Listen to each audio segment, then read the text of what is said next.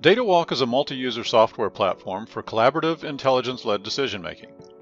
DataWalk enables a superior approach for testing and deploying analysis scenarios that are emerging, poorly understood, or rapidly changing.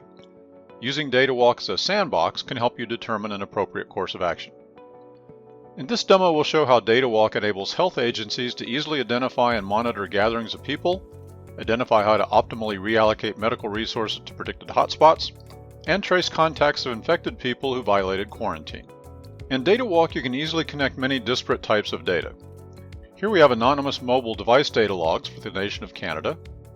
And for this demo, we've added fictitious data simulating medical records of infected and quarantined individuals, and we've also added locations of medical clinics and hospitals. We supplement this data set with infection statistics reported from official government websites.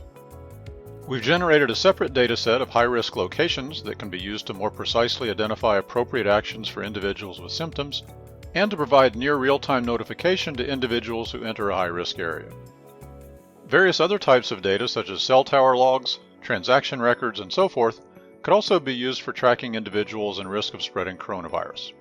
Availability of these and other data sources will vary in different countries and locations and may also depend on the stage of the pandemic.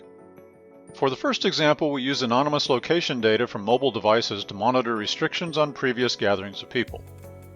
DataWalk provides a facility to encode geographic location and time in squares of various sizes. So here we've used squares of 6 meters at 1 minute and 15 minutes, and then 30-meter squares with the same time parameters. This enables you to combine various locations into a single gathering. Places where it's normal to have many phones being in close proximity, such as apartment buildings, need to be filtered out. To do this, a score has been generated using about a dozen rules applied against all geographic location data. Now we can identify high-risk places where there's been a repetitive pattern of life in combination with the greatest number of devices in the same time and place. We select the highest scoring 10% of gatherings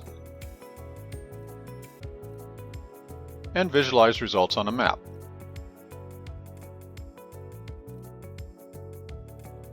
Instantly, we see many places where many devices have been identified in the same time frame.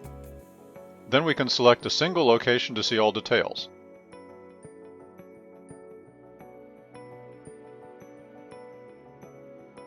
How many devices have been logging in, how many times this gathering has occurred, and typical time of the gathering.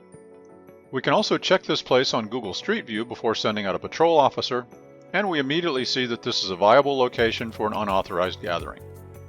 In our second example, we'll show how DataWalk can help identify optimal reallocation of scarce medical resources to projected hotspots. We use demographic data downloaded from the official Canadian National Statistical Agency, including population and age distribution by region.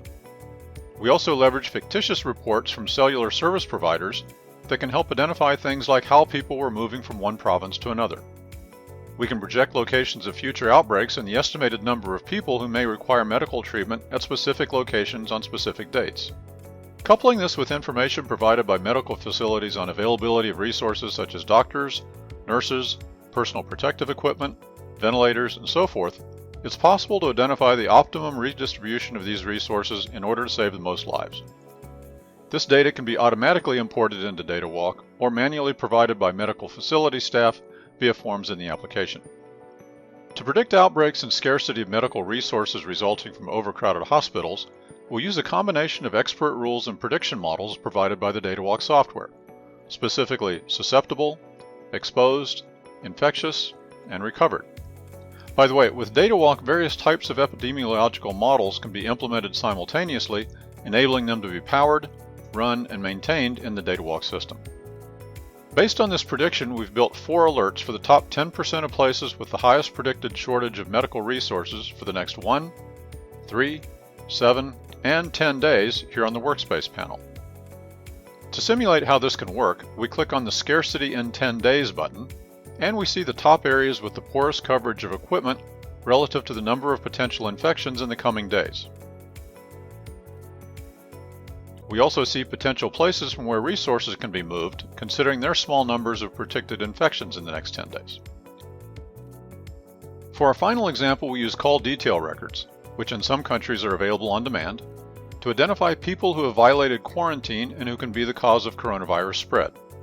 DataWalk enables you to add new data on the fly in various ways, both manually and automatically, through drop folders, a drag and drop function, and automated workflows.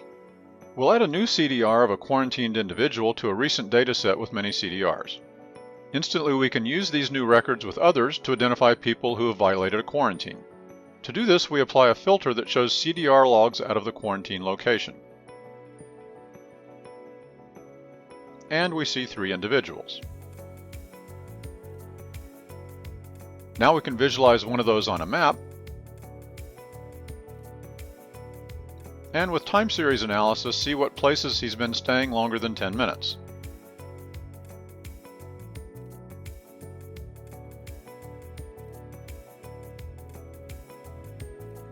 And we see several locations where this individual has stayed longer. Now we can inform local health agency units to be prepared for potential horizontal virus transmission and an increasing number of new cases. If other data is available, such as point-of-sale transactions or more precise location data from government-sponsored mobile applications, then you can perform contact tracing more precisely, identifying specific people who potentially are at risk of being infected.